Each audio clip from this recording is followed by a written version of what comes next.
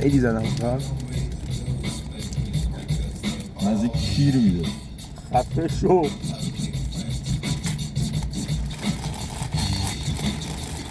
واقعا خوشمزه است.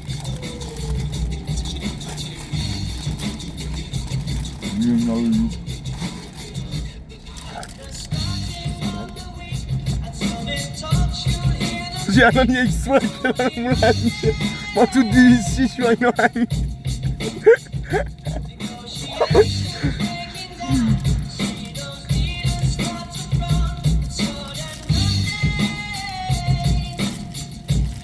میرم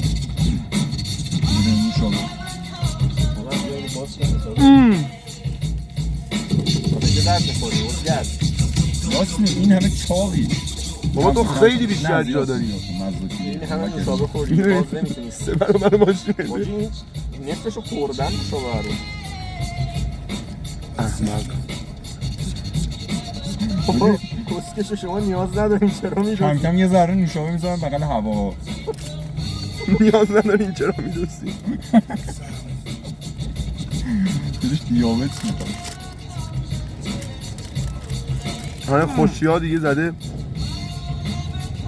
چجوری مزه همبرگر میده؟ مزه کی میده واقعا قبول خدایی ساندویچ های ناصرالله خوشمزه بابا گو نخور نیرود پول سیب زمینیه و پول سیب زمینیه آره پول سیب زمینیه و تا سیب کار نه چیپسه قنالیه چیپسه ولی مزه سیب زمینی میده چون چون مونده دست سازه نه چون چون خودتون مونده است نه خودتون درست کن خون رفت به رفت بکن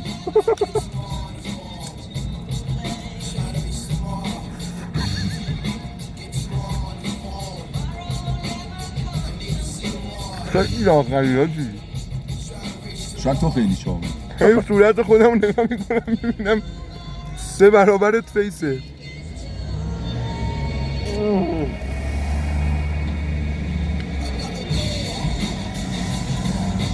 من موقعا بلد نیستی یا آدم اون فامیلی از everything رو بذار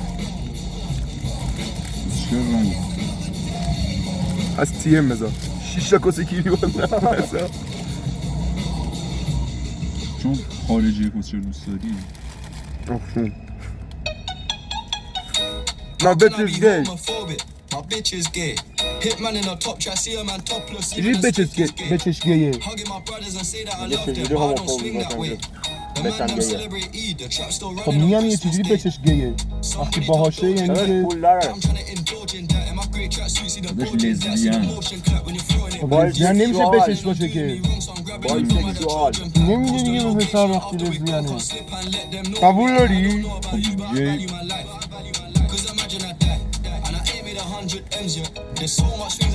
کلمه‌شو یادم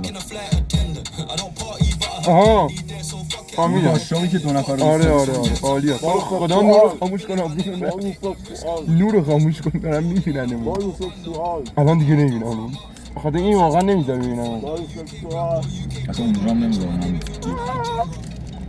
محمد وسطش آها بایسکشوال درست وایسه شورا آفرین پشمام جالیوانی فقط نانبربری